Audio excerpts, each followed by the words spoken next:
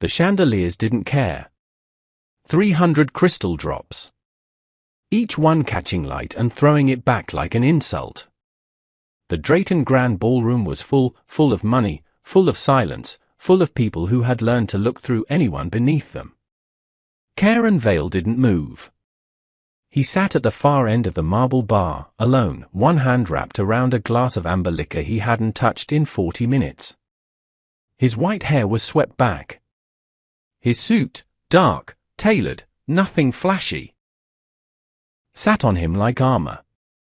His jaw was set. His eyes were steady. He wasn't watching the room. The room was watching him. That's how it worked with Karen. You didn't look at him directly. You watched him the way you watched something you weren't sure was sleeping. Because men like Karen Vale didn't attend events like this to socialize.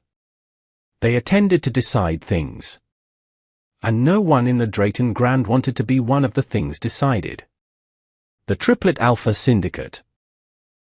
Karen, Darian, and Zevon Vale weren't rumored to be powerful. They simply were. And tonight, Karen was the only one here. Which meant the other two had already finished their work for the evening. Which meant this one wasn't done yet. The orchestra played something European and expensive near the south wall. Waitstaff moved in precise choreography, trays raised, eyes forward, steps practiced. Guests clustered in formations that weren't accidental. In rooms like this, who you stood near said everything about who you were. And who stood alone said even more. Karen was alone. Not because he had no one. Because he chose it. The glass turned once in his hand. Clockwise. Then stopped. That's when the boy appeared. He came from the east corridor, the one that connected to the service entrance. He was small. 6, maybe 7. Brown hair messy at the crown, hoodie grey and slightly too large, sneakers worn at the toes. He moved fast. Not running, but close. The walk of someone who had learned that running attracted attention. He wove between legs. Between gowns. Between conversations that mattered to no one like him. He was heading somewhere specific. He was heading toward Karen. The boy stopped 2 feet away.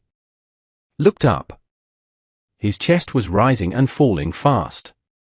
His eyes, wide, dark, too old for his face, went from the glass in Karen's hand to the gold cross at his collar to finally, carefully, his face. Then the boy leaned forward. Rose up on the balls of his feet. Cupped both small hands around his own mouth. And whispered, barely sound, just warm breath and urgency, directly into the space beside Karen's ear. Please, just pretend you're our dad. Just for tonight. The glass stopped turning. Karen didn't move. Didn't flinch. Didn't pull back. He sat exactly where he was, one elbow on the marble bar, expression unchanged. But his eyes, those flat, unreadable eyes, shifted. Just slightly. Just enough. The boy stepped back. And that's when Karen saw him. The Omega. He stood 8 feet back, near the column at the edge of the main floor. He wasn't looking at Karen. He wasn't looking at the boy. He was looking at the floor, a specific spot of polished marble just past his shoes, with the focused stillness of someone counting down to something bad. His name was Lee Min-suk. Though Karen didn't know that yet. What he knew was what his eyes told him in the first 4 seconds. Slight frame beneath a hoodie that matched the boy's. Hands at his sides, fingers straight, not relaxed, controlled. Shoulders drawn inward. Jaw tight. A bruise on the left side of his wrist, just below the sleeve's edge, the kind that came from something gripping, not something falling. He was braced. The way you brace when you already know what's coming. And it came. Oh look, another stray managed to sneak in. The voice came from a cluster of 3. 2 men, 1 woman. All in formal wear. All holding drinks. All smiling the way people smile when they've decided something beneath them has just become entertaining. The taller man tilted his glass toward the Omega. Mute one, isn't he? Heard about this one. Showed up at the Hargrove benefit last spring trying the same thing. Charity case. Laughter. Not loud. Controlled. The kind of laughter that was designed to be heard without appearing cruel. It was worse. The Omega didn't look up. The boy's jaw tightened. That's embarrassing, the woman said, voice cool. Bringing a child into this. Using him like a prop. The boy's hands curled at his sides. And Karen watched. He watched the Omega's breathing, slow, deliberate, the kind of breathing that had been practiced into muscle memory because panic was a luxury that got people hurt. He watched the boy's eyes go from Karen to his father and back again, making calculations a child that age shouldn't have to make. He watched the crowd that had gathered, not gathered exactly, shifted. Bodies turning incrementally. Conversations pausing in that particular way that meant everyone was listening while pretending they weren't. What makes cruelty dangerous isn't the insult. It's the audience that allows it. The taller man took a step forward. The Omega took 1 step back. And the boy, this small, worn down, too alert boy, turned back to Karen. His voice, when it came again, was barely there. They're going to separate us again. Hi viewers, have you ever been in a room full of people and felt completely invisible, like no one would speak up even if something wrong was happening right in front of them? The words hit differently from a child. Again. That word carried weight. History. A pattern that had repeated enough times that a 6-year-old could predict it. Karen's gaze moved from the boy to the Omega. Minsuk had finally looked up, not at the crowd, not at the men mocking him. He was looking at Karen now. Just for a second. 1 brief, involuntary second of eye contact before he dropped his gaze back to the floor. But it was enough.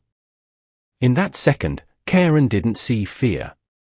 He saw something much more complicated. The glass in his hand lowered. Set down on the marble. Gently. The sound was small, a soft click of glass on stone, but in the bubble of silence that had formed around this moment, a few nearby heads turned. Karen didn't move yet. He looked at the boy one last time. Something in his expression shifted, not warmth exactly, not softness.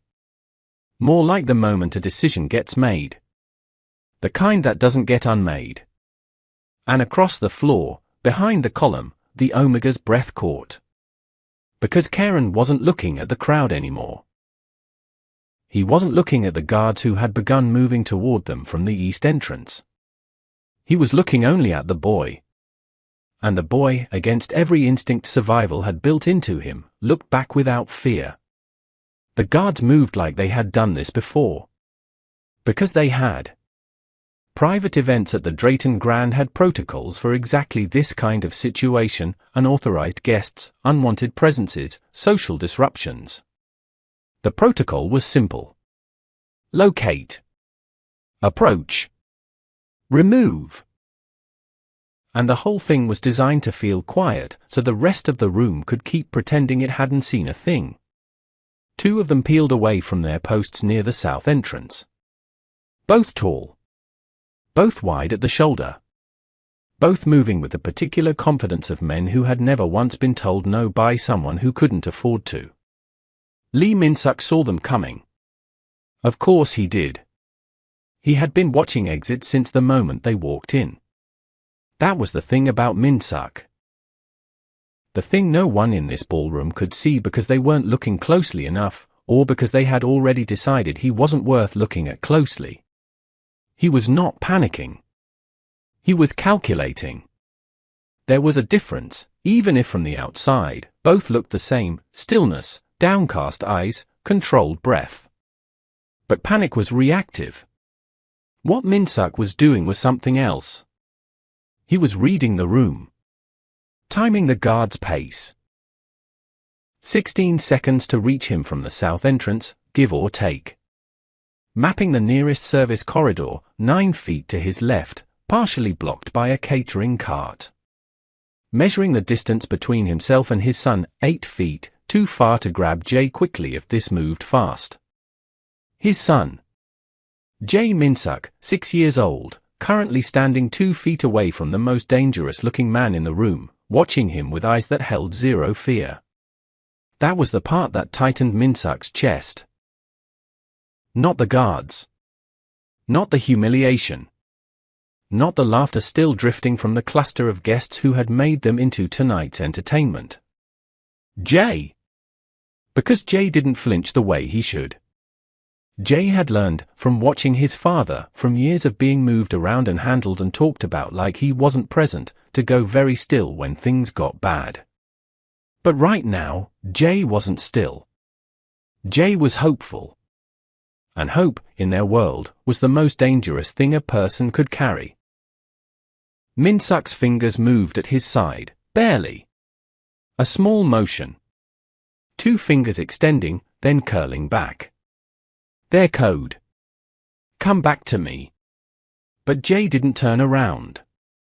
Min-suk exhaled through his nose. The cluster of guests had grown. Not loudly, this wasn't a scene anyone wanted to be visibly associated with. But bodies had drifted closer. A woman in a wine-red gown angled herself sideways, pretending to examine the floral arrangement while keeping them in her peripheral. A man with silver cufflinks leaned toward his companion and said something low that made her laugh. The laughter was light. That was the worst part. It wasn't even malice. Not really. It was boredom wearing Malice's clothes. They weren't cruel because they hated him. They were cruel because he was there, because he was different, because it cost them nothing, and for people who had everything, things that cost nothing were the easiest to waste. Min-suk had learned this.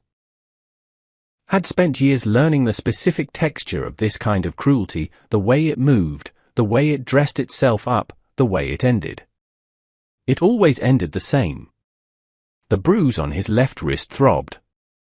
He didn't reach for it. He never reached for it in public. Reaching for it meant acknowledging it, and acknowledging it meant giving the room something to ask about, and questions led to answers he couldn't give. Because answering questions required a voice. And Min-suk hadn't spoken in 3 years, 2 months, and 11 days. Not because he couldn't. Because speaking had stopped being safe. Fear teaches the body to survive. But it also teaches it to disappear. He had disappeared, inch by inch, until what was left was just enough to keep Jay fed, Jay sheltered, Jay breathing, Jay safe. That was the math. That was all the math there was. The guards were 10 seconds out now. Min-suk's eyes moved to the service corridor. 9 feet. Cart partially blocking. If he moved now? A hand on Jay's shoulder. Large.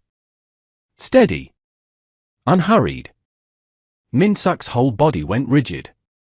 But it wasn't a guard's hand. It was Karen Vale's. He had moved without Min-suk seeing him move, and that, more than anything, was what locked Min-suk's feet to the floor.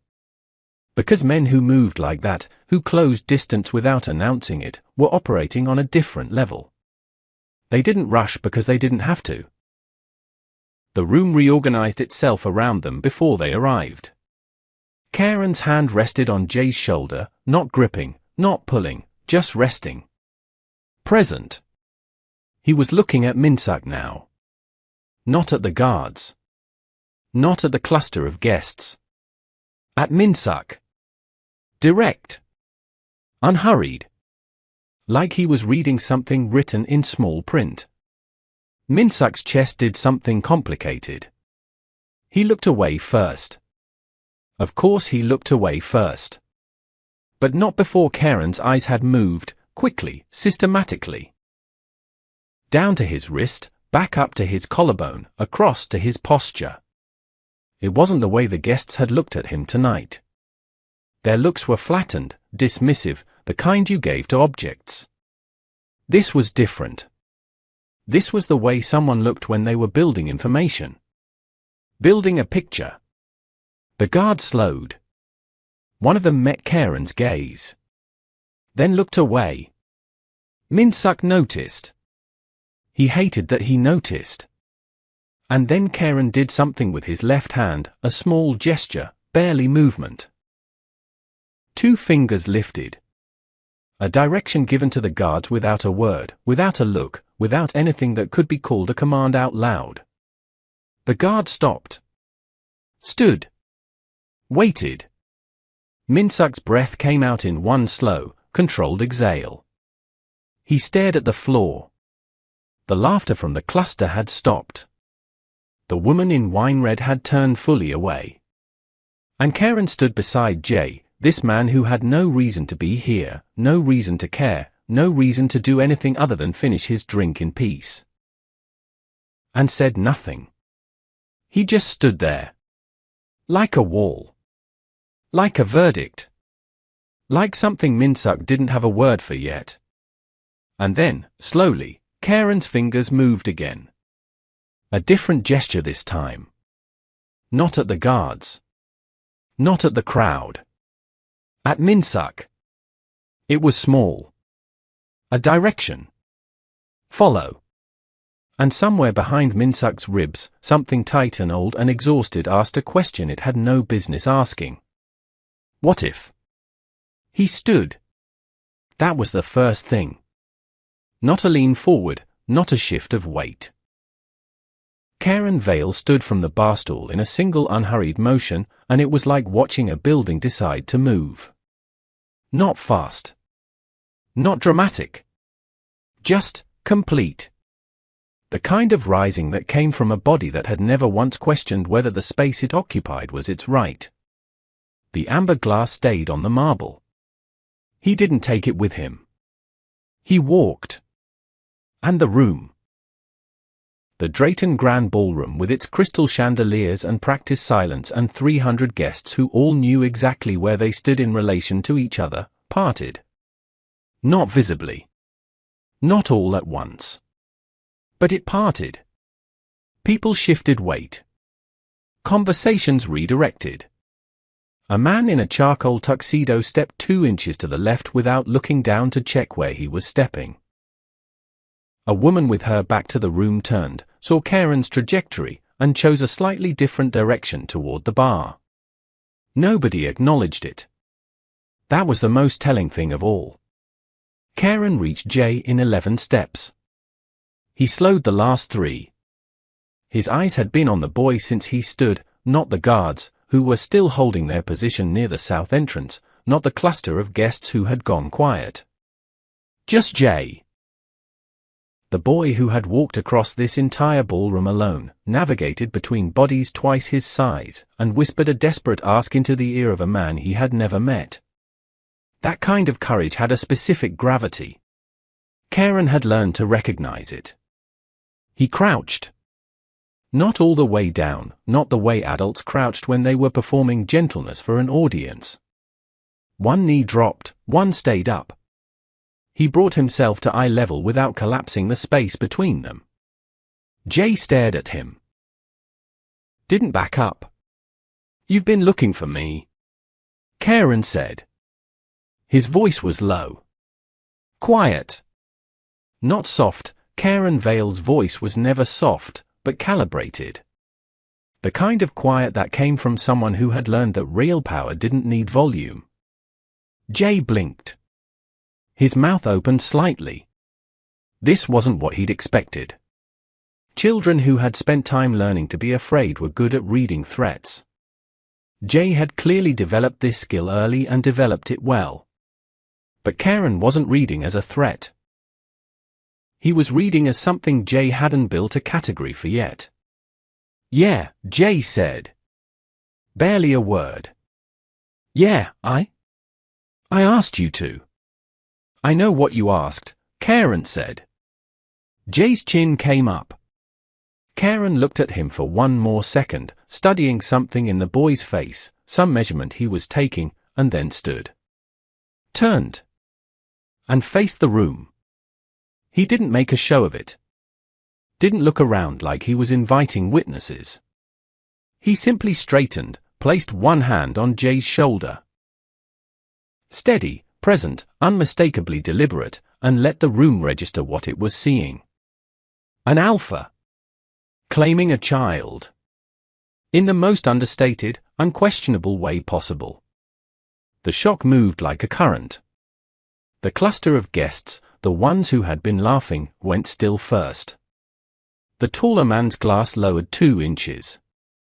The woman in the wine-red gown turned back around, her expression rearranging itself from amusement to something more careful. One of the guards took a slow step backward. And Lee Min-suk, 8 feet away, shoulders braced, eyes on the floor, stopped breathing. Karen didn't announce anything. He didn't address the guests or the guards or the ambient judgment that had been forming around Min-suk and Jay since they walked in. He simply existed in the space between them and the room, and let what he was do the rest. Then he turned his head, just slightly, toward Min-suk. Come here. Not a command. Something adjacent to a command. A direction given with the certainty that it would be followed, because everything in Karen's bearing said he existed in a world where his directions were followed. Min-suk came. He moved carefully, not rushing, not stumbling, the controlled movement of someone managing their own body in real time. He stopped beside Jay. Kept his eyes down. Karen's gaze moved over him again. Quick. Specific. Then he crouched slightly. Not down to Jay's level this time, but enough to bring his face closer to Min-suk's averted one, and said something. Low enough that no one else in the room could catch it. 4 words. Maybe 5. His mouth barely moved. Jay looked up at his father. Min-suk went very still. His breathing, that controlled, practiced, disappearing kind of breathing, broke. Just for a second. Just long enough for something to pass across his face that wasn't fear, wasn't relief, wasn't shock. It was recognition. The kind that didn't make sense yet. The kind that landed before the explanation arrived. The guards near the south entrance exchanged a look. One of them touched his earpiece. The cluster of guests had fully separated now, each person redistributing themselves into other conversations with the careful speed of people who had decided they hadn't been watching. But they had been. And they had seen. And what they had seen was Karen Vale, youngest of the Triplet Alpha Syndicate Kings. Standing beside an Omega and a child that no one in this building had any reason to believe belonged to him. Claiming it anyway. Karen straightened. Adjusted his cufflink. And said, loudly enough for the immediate space to absorb.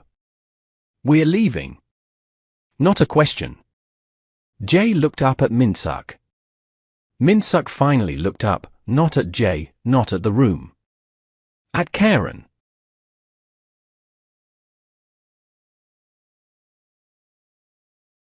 His eyes were wide.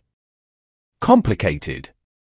The recognition still there, still unresolved, laid now over something shakier. He didn't move toward the exit. He didn't back away.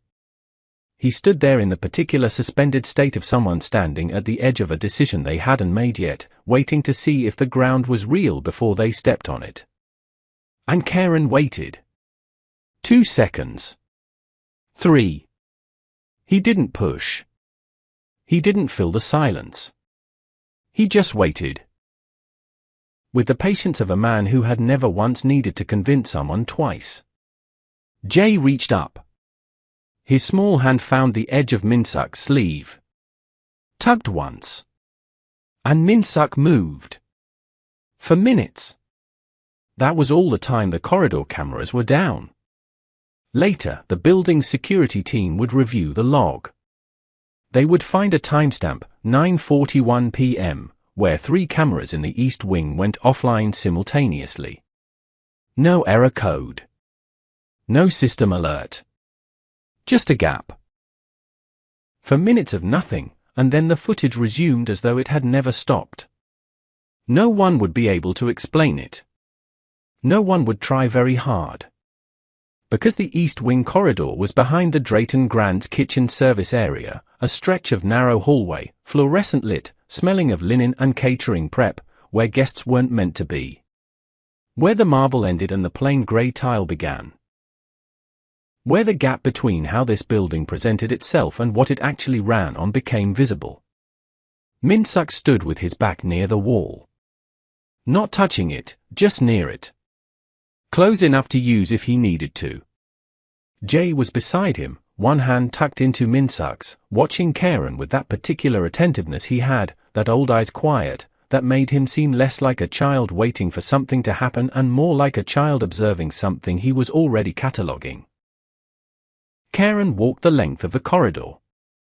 Not pacing. Not restless. Measuring. He moved in a slow circuit, from the door they had come through, to the wall at the far end, back again, and when he came back to the center of the space he stopped. He looked at Minsuck. Minsuck looked at the floor. Karen let that go. For a moment. He stood at a distance that was just slightly closer than neutral, not crowding, not retreating, but present in a way that had weight to it.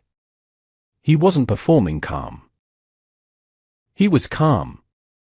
The difference was in the stillness, the absolute steadiness of a man who had been in uncomfortable situations so many times that discomfort itself had stopped registering. He studied Minsuck. Not the way the ballroom guests had studied him, as a category, an intrusion, something to confirm a conclusion already made. This was different. This was slower. It moved detail by detail. The bruise on the wrist, old enough to yellow at the edges, recent enough to still be raised. The way Minsuck's right shoulder sat slightly higher than the left, a chronic protective adjustment. The way he held Jay's hand, fingers loose enough not to alarm the boy, tight enough to communicate what the rest of him couldn't say. Karen's jaw shifted. "Why you?" The words came out flat. No preamble. Minsuck's chin didn't move. His eye stayed on the floor. Karen waited. When no answer came. And no answer was ever going to come, because Minsuck didn't answer, hadn't answered in years, had built the whole architecture of his survival around not answering. Karen did something the corridor didn't expect. He didn't ask again. He didn't press forward. Didn't close the distance aggressively or try a different tactic or escalate. He simply accepted the silence. Absorbed it. And then he moved to the left side of the corridor where a folding chair sat against the wall. A leftover from some staff break, abandoned there, and he turned it around and sat down. Just Saturday. Elbows on his knees. Head level. Eye still on Minsuck.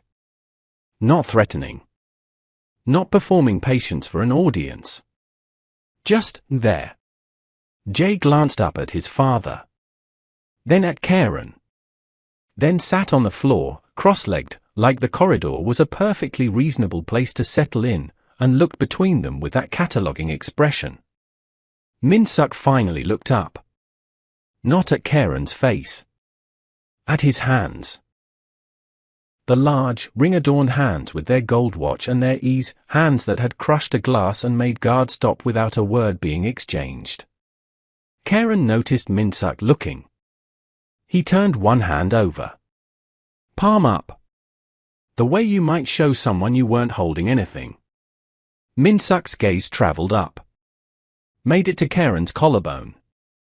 Stop there. Karen said, "You've been moving around." Not a question. Minsuck's jaw tightened slightly. A long time. Still not a question. Both of you. Jay's head tilted. Karen looked at the boy for a moment, something in his face changed when he looked at Jay, something small and uncharacteristic that didn't fit cleanly into any of the categories people usually assign to men like him, and then he looked back at Minsuck. "You're not weak," he said. "Flat. Certain. You're contained." Minsuck went still. Not the practiced stillness of someone managing themselves. A different kind. The stillness that comes when something hits a place that hasn't been touched in a long time. His eyes finally came up. Made it to Karen's face. Stayed there for 3 full seconds before dropping again. But in those 3 seconds, Karen caught it. Caught the thing behind the defense. Behind the bruise and the calculated breathing and the 3 years of choosing silence because speaking had cost too much. It wasn't fear. It was exhaustion. The kind that had gone so deep it had stopped feeling like exhaustion and started feeling like the floor. Karen stood. He didn't move toward Minsuck. He moved toward the door. And paused with one hand on the frame. "Same time next week," he said. It wasn't posed as a question. Minsuck stared at the back of his head. Karen left. The cameras came back online at 9:45 p.m. The corridor showed nothing, just empty hallway, fluorescent light, grey tile. No evidence of anyone having been there. No trace. Except for Minsuck, still standing against the wall, Jay's hand in his, staring at a closed door. And the folding chair, turned to face outward. The way Karen had left it. The second meeting was a Thursday. The third was a Tuesday. After that, neither of them kept track of the specific day. It was every week. That was the fact. Every week, in a small room on the 4th floor of a building Karen owned that Minsuck would later learn was not a coincidence. That practically nothing Karen did was a coincidence. They met. The room was plain. No marble. No chandeliers. A table, for chairs, a window that looked out over a stretch of the city that was neither impressive nor ugly. A cabinet along the east wall. The kind of space designed to be forgotten, to hold whatever purpose was brought into it without insisting on its own. Karen always arrived first. He was always there when Minsuck and Jay came through the door. Already seated, already still, with a pot of tea on the table between the chairs. He never explained the tea. Never asked if they wanted it. He simply poured it. 3 cups. Every time. Jay took to it immediately. Children who have spent significant time in instability develop an attachment to routine that is almost fierce in its specificity, and Jay had identified these meetings as safe, which meant every detail of them became precious. He sat in the same chair every week. He wrapped both hands around the cup the same way. He watched Karen across the table with the same open, calculating attentiveness. Minsuck Saturday. He kept his hands in his lap for the first 2 meetings, then, on the third, he reached for the tea. Karen didn't react. Didn't mark the moment. That was the thing about these meetings that Minsuck kept finding himself adjusting to, week after week. There was no performance of patience. No visible effort at warmth. Karen sat across from them with the same steadiness he had brought to the corridor that first night, present, watching, unhurried, and the absence of pressure was itself a kind of pressure. Because Minsuck kept waiting for the ask. There was always an ask. That was the pattern of every interaction he had learned to navigate. People who helped had reasons. People who showed up with resources and space, and 3 cups of tea every week were building toward something. Minsuck had learned this early and learned it hard. But week 4 came and went. Week 5. Week 6. And Karen asked for nothing. He asked questions, practical ones, in a tone that was direct without being invasive. Where are you currently staying? Is that stable? Does Jay have what he needs for the school he's in? He asked them the way a man reviewed logistics, not the way a man assembled leverage. Min-suk answered in writing. He had started carrying a small notebook. Karen read his answers without commenting on the fact that they were written. Without remarking on the silence. Without making it strange. That, of all things, made Min-suk's chest do the complicated thing it kept doing in these rooms. Being unseen was familiar. Being seen the wrong way was familiar. Being seen, actually seen, the specific uncomfortable precision of being read correctly, and having it treated like it simply was what it was, no adjustment required, was not. Min-suk didn't know what to do with that yet. Dependence doesn't begin with need. It begins with relief. Jay, by week 7, had stopped cataloging Karen. He had started talking to him. Not the careful, scripted kind of talking children do with adults they are uncertain of, the polished-up version of themselves they offer to people they don't fully trust. The real kind. The kind that jumped subjects without warning and asked questions that didn't have clean answers and offered opinions about things that nobody had asked his opinion about. He told Karen about the school. About the teacher who pronounced his name wrong every day even after being corrected. About the other kids. About a book he'd read 3 times because they kept moving and he couldn't get new ones. Karen listened. Fully. He responded, occasionally, directly, without talking down. Once he sourced 3 new books and left them on the table without mentioning it. Jay arrived, saw them, and looked at Karen with an expression that was trying very hard to stay controlled and losing. He didn't say thank you. He picked up the first book and held it with both hands. That was enough. Min-suk watched this happen and felt something shift in the math he had been running since the first night in the corridor. The math that said, "This is temporary, don't let Jay get attached, keep your weight off this floor because it won't hold." The math was changing. He didn't know if that was good yet. He wasn't ready to decide. On the 8th meeting, a Thursday again, the city outside the window grey and wet, Karen arrived with a different tea. Darker. Warmer. The kind that moved slower in the cup. He poured without asking. Jay reached for his immediately. Min-suk reached for his. And found that Karen had already shifted the cup to the left, anticipating the angle. The small, specific adjustment that could only have come from 8 weeks of watching. Min-suk's hand stopped on the cup. He looked up. Karen was looking at him. Steady. Unreadable. That particular quality of attention that had unsettled Min-suk from the first night and had not stopped unsettling him, only changed in character, from threat adjacent to something he still didn't have a clean word for. He looked away first. Again. As he always did. Jay drained half his cup in 2 swallows and then set it down with the decisiveness of a child who has made a choice and is already moving past it. "Dad," he said. Not to Min-suk. To Karen. It came out the way natural words come out, without friction, without pause, without any awareness that it was unusual. Just a word that had been organizing itself in the back of his mind and had finally found its moment to arrive. The room went quiet. Min-suk's breath stalled. Jay looked between them, at Karen, then at his father, then back at Karen, and for a split second his face showed the recognition of what he'd said.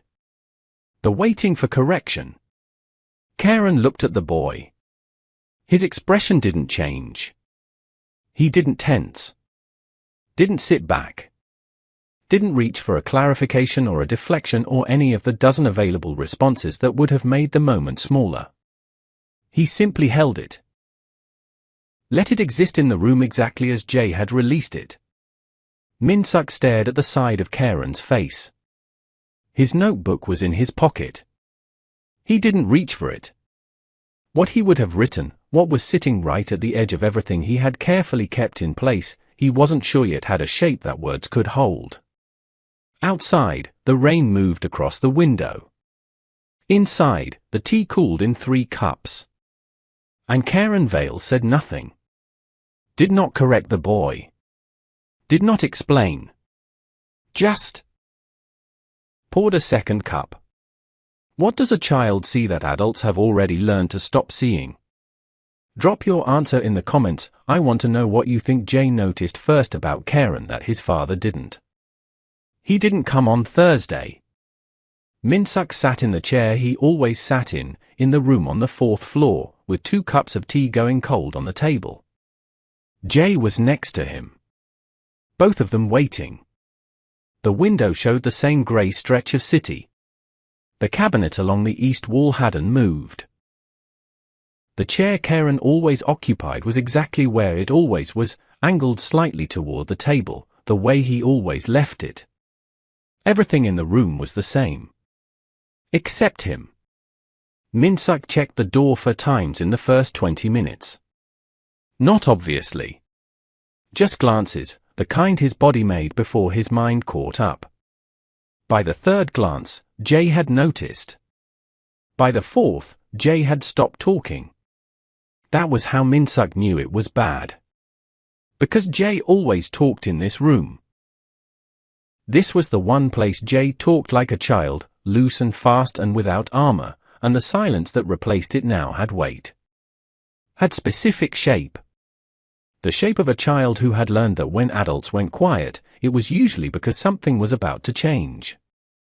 The hour passed. They left. Minsuk told himself it was 1 week. Schedules shift.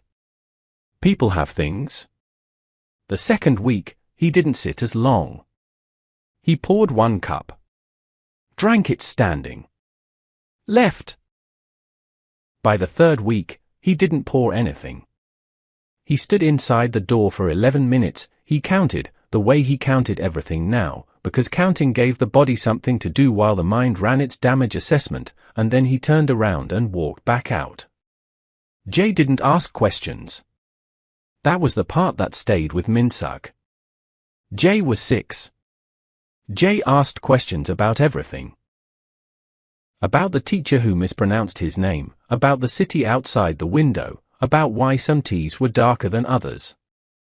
Jay asked questions the way he breathed. But he didn't ask about Karen. He just stopped mentioning him. The way children stop mentioning things they've decided are too fragile to say out loud.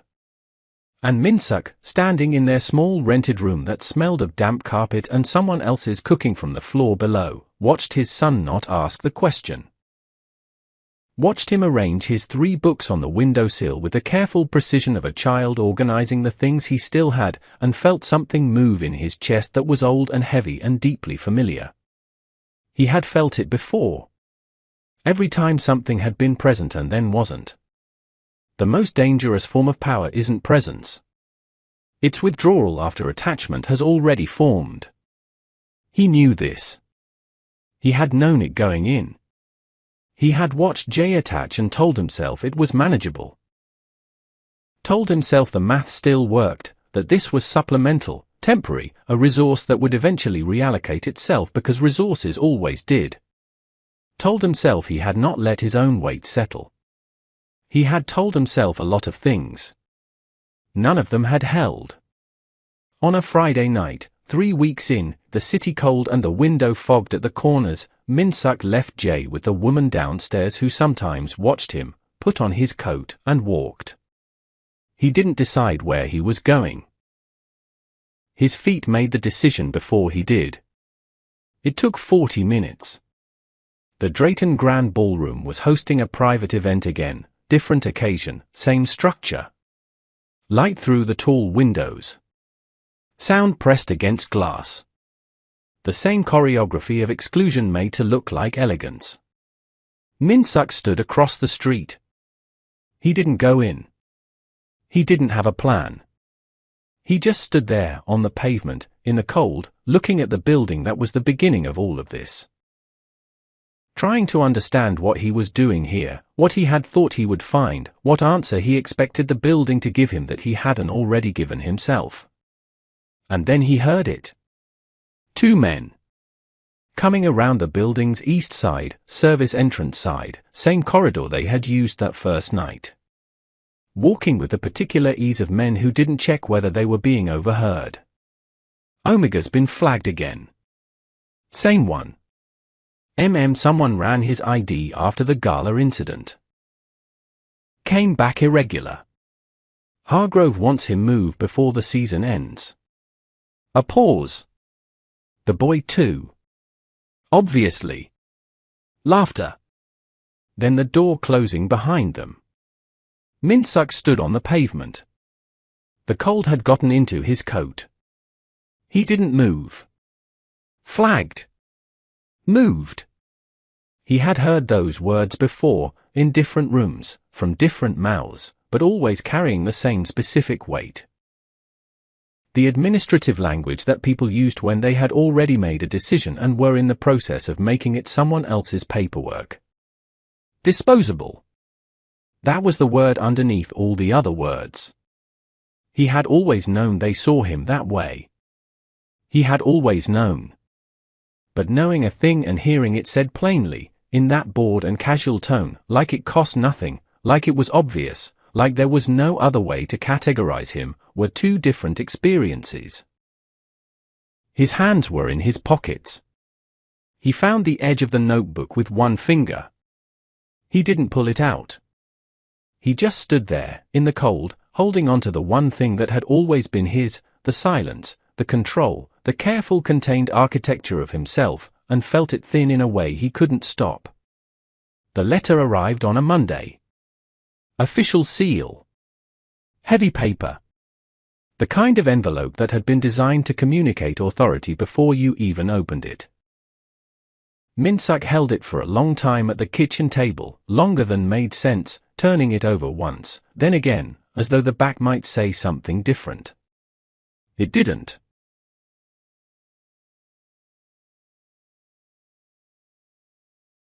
He opened it.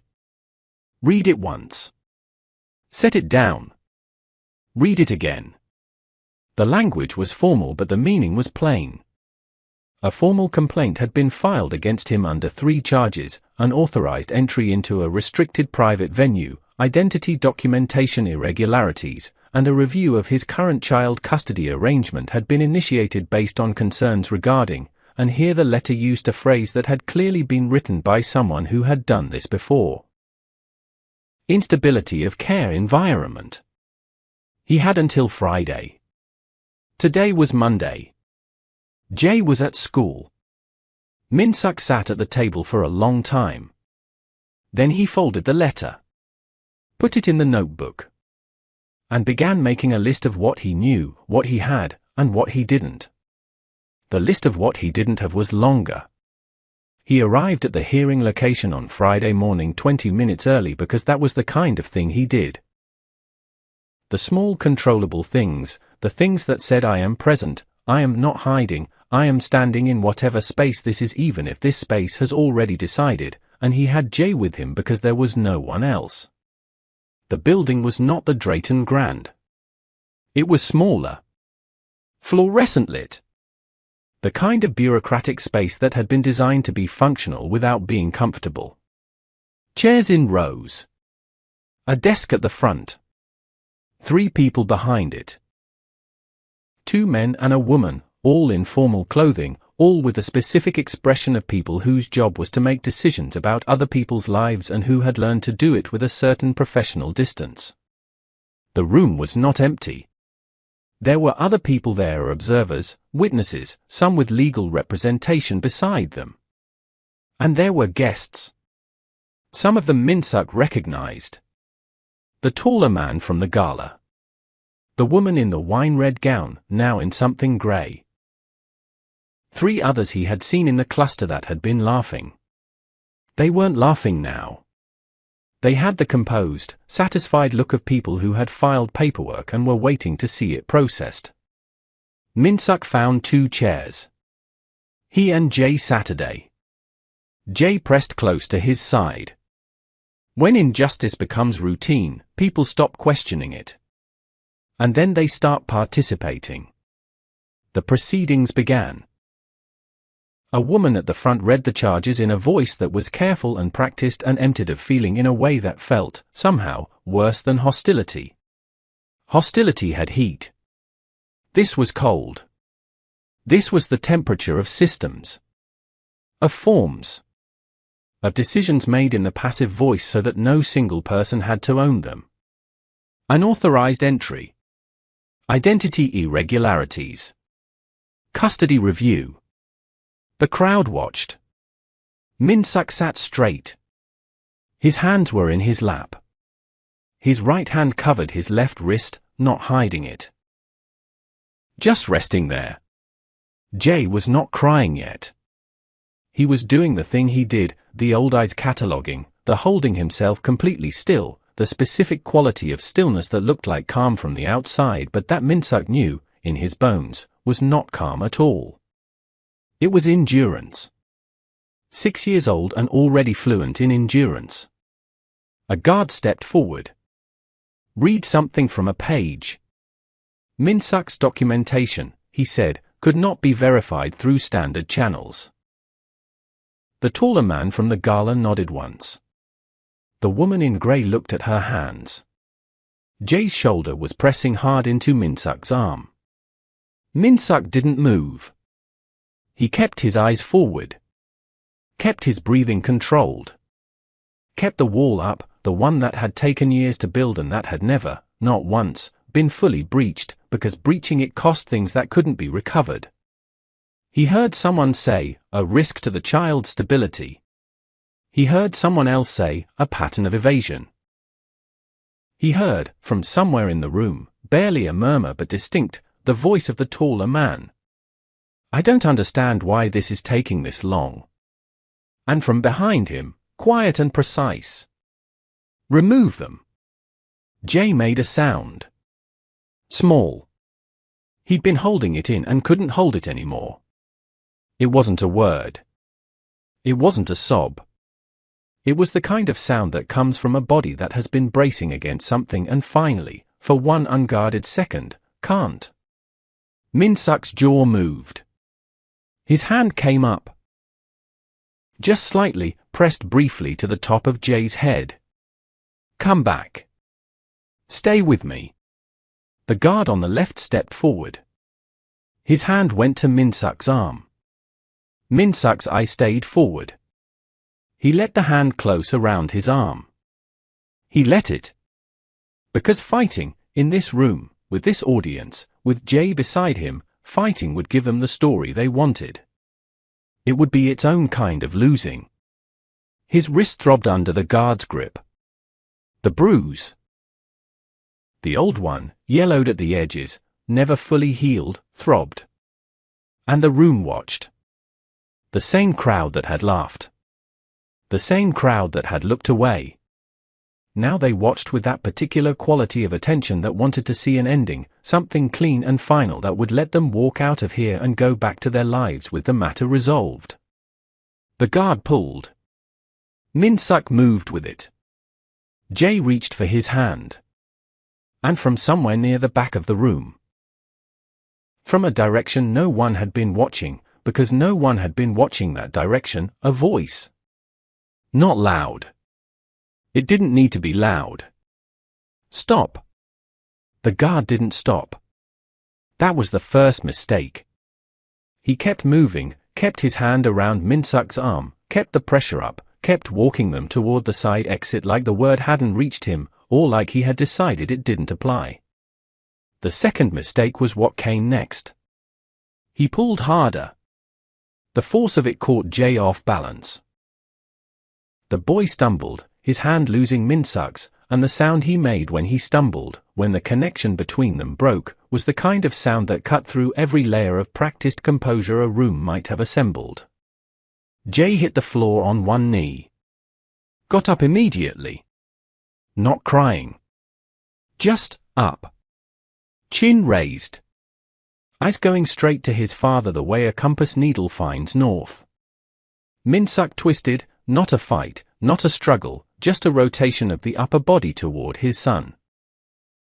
And the guard tightened his grip. On the bruised wrist. on the exact point that had been gripped before. And Minsuk, who had not made a sound in this room, who had sat through the charges and the careful bureaucratic language and the crowd's satisfaction and the taller man's voice saying remove them, made one now.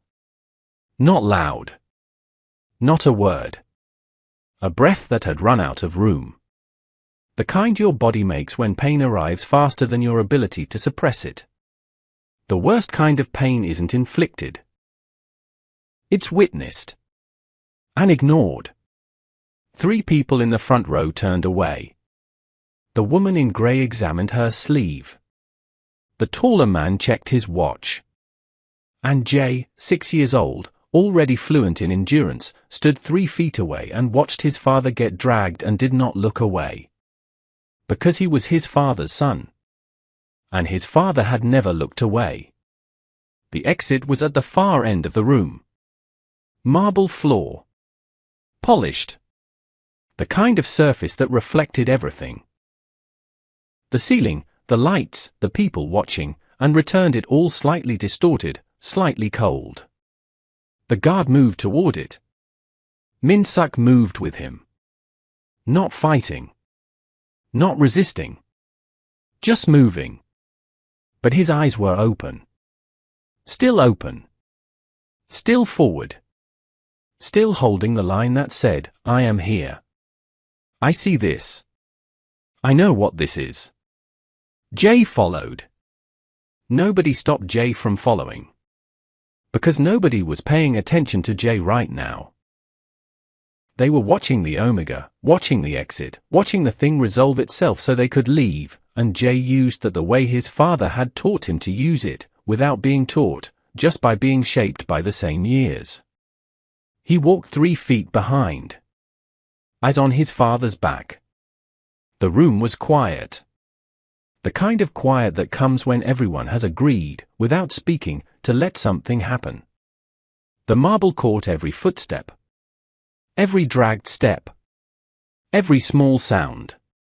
And then, from the back of the room, from the direction no one had been watching, a sound. Different. Not a voice. Not a command. A crack. Sharp. Clear. The specific sound of something under pressure giving way, not shattering, not breaking apart, but cracking. The difference between an explosion and a fault line. The guard slowed. Not because he was told to. Because the sound had a quality to it that stopped movement involuntarily. The way certain sounds do, the ones that arrive before explanation, that the body processes before the mind. Everyone in the room turned. Karen Vale was standing at the back. He hadn't announced himself. He hadn't come through the main entrance, or if he had, no one had seen it happen. He was simply there, standing at the far end of the room, in a dark suit, completely still. His right hand was raised. In it, or what was left of it, a glass. Heavy crystal. Cracked along the base where his grip had closed around it. Not thrown. Not dropped. Crushed. A thin line of dark liquid ran along the edge of his palm. He didn't look at it. Didn't move to wipe it. He stood there with a cracked glass in a bleeding hand and looked at the guard. Looked at him the way you look at something you have already decided on. And the guard felt it. The grip on Minsuk's arm went slack. Not released. Just slack. The involuntary loosening of a hand when the body realizes it is standing in the wrong place. Minsuk felt it. His eyes came up. Found Karen across the room. He had not expected this. He had not, in 3 weeks of silence and cold tea and Jay's careful rearrangement of his books, he had not let himself expect this. Karen began walking. No rush. No announcement. Just forward motion, steady and unhurried, with the cracked glass still in his hand and the blood still moving slowly across his palm. The crowd did what crowds always did around Karen Vale. It moved. Not quickly. Not dramatically. Just moved, adjusted, redistributed itself into new configurations, leaving a clear path from where he stood to where Minsuk and the guard and Jay were clustered near the exit. Jay looked up. His face did something that had no clean name. Not surprise. Not relief. Something older than both of those things. The guard's grip dropped. Fully this time. Minsuk's arm came free. He didn't move toward Karen. He moved toward Jay, one step, immediate, no pause, his hand finding the top of his son's head and staying there. Karen came to a stop. 6 feet away. He looked at the guard. The guard looked at his own hands. Then at the floor. Then, slowly, stepped aside. Karen's eyes moved to the 3 people at the desk. He didn't address them yet. He looked at Minsuk. At the wrist. At the specific point where the guard's grip had been. His jaw moved. Once. Then he looked back at the room, at the taller man, at the woman in grey, at the crowd that was very still and very quiet, and the expression on his face was not anger. Anger was too warm. This was something colder. Something that had taken time to reach this temperature. He held the cracked glass at his side. Let a drop fall. And said nothing yet. Release him. 2 words. He said them to the room, not to the guard specifically, because by then the guard had already stepped back, already removed his hands, already recalibrated everything about his posture in the way bodies do when they recognize they've been holding something they have no right to hold. But Karen said it anyway. For the record. For the room. 2 words that had the weight of everything that had been building for 3 weeks, 3 weeks of absence, 3 weeks of deliberate distance. Arriving now, here, at this temperature. The 3 people at the desk had stopped writing. The taller man from the gala had not moved since Karen walked in. The woman in grey was looking at her hands. Nobody spoke. Karen let the silence sit. He was good at that. He had always been good at that. At letting silence expand past the point of comfort, past the point where most people reached for something to fill it, and staying in it, completely still, until the room understood that the silence was intentional and that he was in no hurry for it to end. True power doesn't shout. It removes the need for resistance. He walked forward. Not toward the desk. Not toward the taller man. Toward Minsuk. He stopped 2 feet away. His right hand was still bleeding. Not dramatically, just the slow, dark line across his palm that came from holding broken glass too long. He hadn't looked at it once since entering the room. Hadn't shifted his grip. Hadn't made any adjustment that would indicate it mattered. It didn't, apparently. To him. He looked at Minsuk. Minsuk looked back. 3 weeks of nothing and now this. This room, this moment, Karen standing 2 feet away with a cracked glass and a bleeding hand and the same steadiness he had always carried, the same absolute unrushed certainty, like he had always known he would arrive here, had simply chosen the moment. Minsuk's jaw was tight. His eyes held something that wasn't gratitude and wasn't anger and wasn't relief. It was more complicated than any of those things. It was the expression of someone who had held themselves together through something difficult and was now being seen in the aftermath of holding, which was somehow harder than the holding itself. Karen didn't comment on it. He turned, slowly, with the full deliberateness of a man who knew exactly what a room saw when he moved, and faced the desk.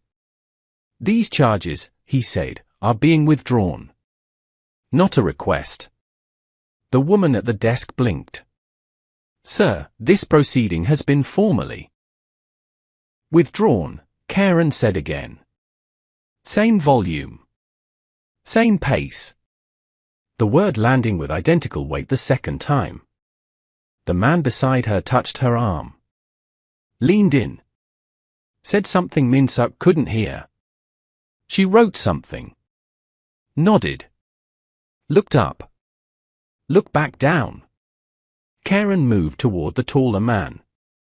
The man's posture, which had been settled, certain, the posture of someone who had come here expecting to watch something finished, changed. Not dramatically. Just enough. The shoulders lifting slightly. The weight shifting back an inch. Karen stopped in front of him. Looked at him the way you look at something you have fully assessed. He didn't speak immediately. Let the man stand in the look for a moment. Then, quiet and specific. You filed this. Not a question. The man's chin came up. There were legitimate concerns about. You filed this, Karen said again. Just that. The man went quiet. Karen leaned forward. Not much, just enough to close the remaining distance between public and private, and said something. Just to him. 3 seconds. Then straightened. The man's face had changed. He looked, for the first time since Minsuk had encountered him, like someone who was uncertain about what he had done. Karen turned back. Walked to where Minsuk stood. Jay was pressed into Minsuk's side now. Both arms wrapped around him, face turned against his coat, the endurance finally giving way into something smaller and warmer and more honest. Karen crouched. Level with Jay. He waited until the boy turned. You okay? He said. Jay looked at him. Long enough that it became its own kind of answer. Then he nodded. Once. Karen stood. He placed the cracked glass on the nearest surface, a credenza near the side wall, set it down without a sound, and then turned to face the room one final time. The crowd. The same crowd that had watched. The same faces that had organized themselves into configurations of performance, of concerned citizenship and formal process and legitimate concern, while a child hit a marble floor and a man was dragged by his bruised wrist and nobody, not once, reached out a hand. Karen looked at them. All of them. Took his time. And then he spoke. Not loudly. He never needed to be loud. You mistook silence for weakness. A pause. You mistook absence for mercy. The room was completely still. Even the fluorescent light seemed quieter. He looked toward the taller man one last time. I wasn't gone. And then, that line. The one that had been building since he walked in, since the cracked glass, since the 2 words that cleared the room. I was preparing war. Nobody moved. Nobody spoke. Jay's arms tightened around Minsuk's waist. And Karen. Without waiting for a response, without offering an explanation, without giving the room anything else to take, turned toward the exit. Then stopped. Looked back. At Minsuk. His expression hadn't changed, still flat, still certain, still that particular quality of attention that had unsettled Minsuk since the beginning and had never stopped being unsettling, only changed in what it was unsettling toward. But there was something in it now. Underneath the surface of it. Small. Barely visible. The equivalent of what Karen Vale allowed himself when he had made a decision he intended to keep. He waited. Minsuk looked at him. Looked at Jay. Looked at the cracked glass on the credenza, the blood still visible on the crystal, and then back at Karen. He reached into his coat pocket. Pulled out the notebook. Opened it. Wrote 4 words. Turned it around. Held it up. Karen read it. His jaw shifted. Not quite a reaction. Not quite nothing. He turned back toward the exit. And walked. And after 3 seconds, 3 seconds where the room held its breath and Jay looked up at his father and Minsuk stood with the notebook still open in his hand, they followed. The street outside was cold. Not the dramatic cold of storms or cinema. Just the ordinary cold of a city evening in the wrong season, the kind that finds the space between your collar and your jaw and settles there without permission. They walked 3 blocks before anyone stopped. Karen stopped first. At a corner. Nothing notable about it, just a cross street with a bench and a closed flower stand and a light that cycled from green to amber to red with the indifference of infrastructure. He turned. Minsuk and Jay came up behind him. Jay was holding Minsuk's hand. Both of them. Not the child being led grip, the other kind. The kind where both parties were holding equally. Karen looked at them. He looked at the notebook, which Minsuk was still carrying open. He didn't ask what the 4 words had been. He had read them. They both knew he had read them. In the room, when Minsuk had written them and turned the notebook around, Karen had read, "Where were you going?" And he had not answered. He answered now. "Nowhere," he said. Minsuk's eyes narrowed slightly. Karen met the look. "I wasn't gone," he said, "because I was done. I was gone because I needed the room to show me what it was going to do." Minsuk stared at him. The notebook came up. He wrote. "Turned it. You used us." Karen looked at those 2 words for a long moment.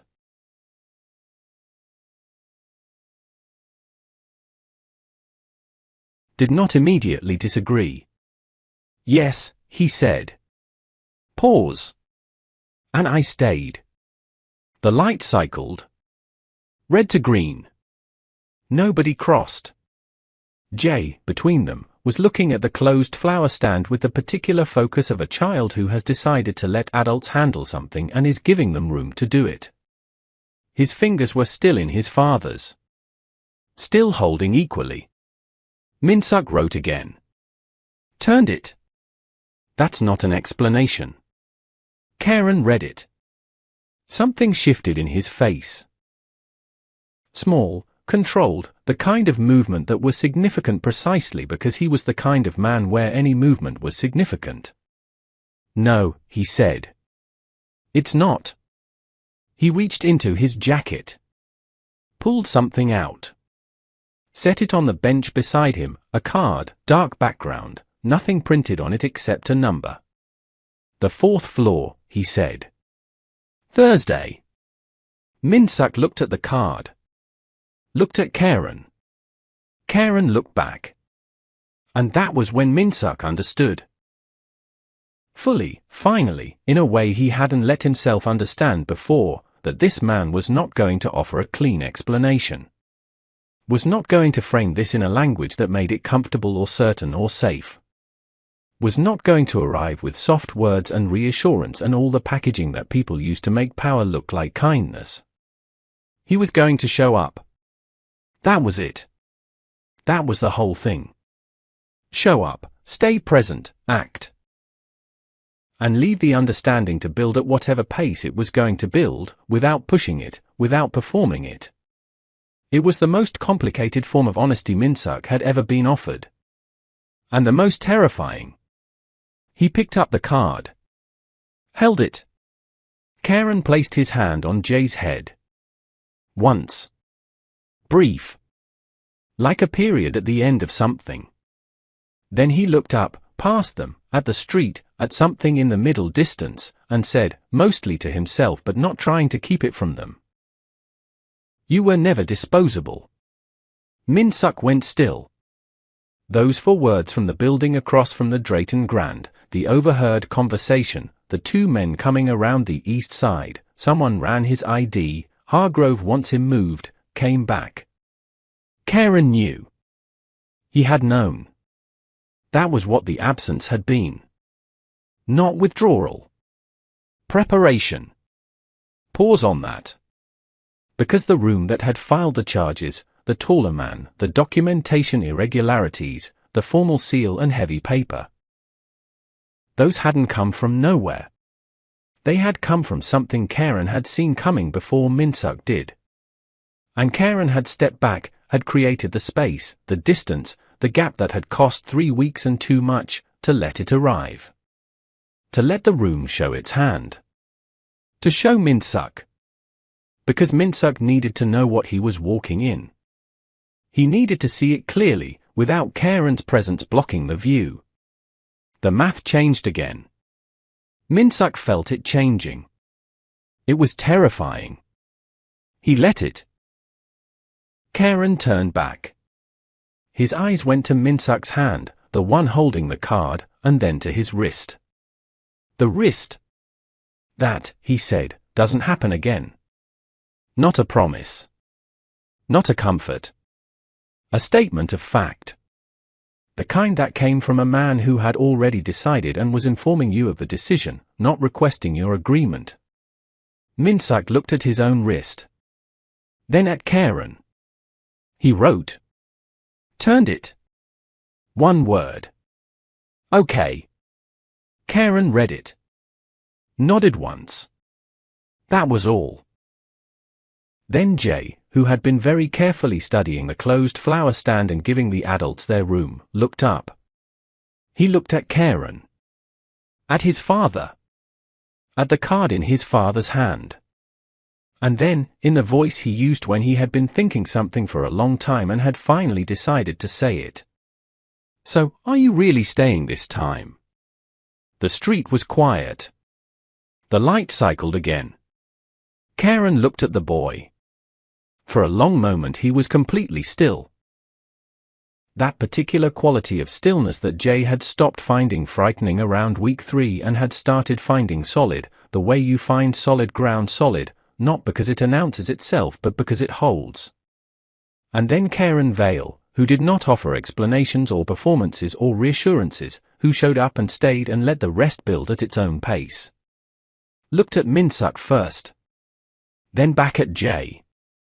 And said, Ask me again next Thursday. Jay blinked. Looked at his father. Min-suk was looking at the card in his hand. His thumb moved, just slightly, across the edge of it. Holding it like something he was deciding not to put down.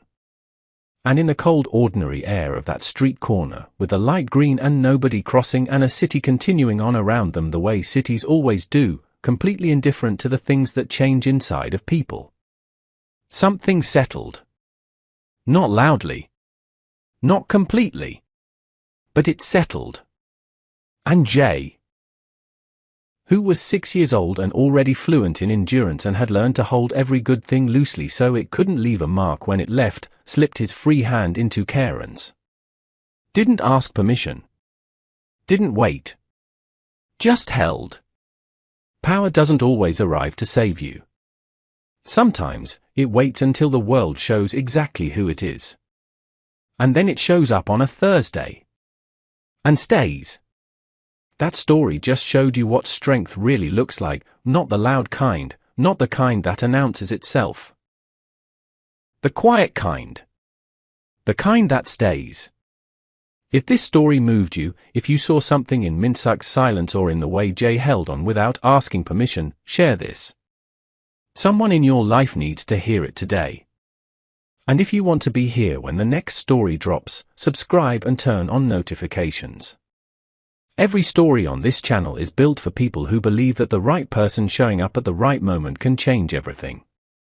Don't miss what's coming next. Drop a comment and tell me, what moment in this story hit you hardest? Was it the marble floor? The 4 words in the notebook? Or the moment Jay reached for his hand without waiting? Tell me. Your words might be exactly what someone else needs to read.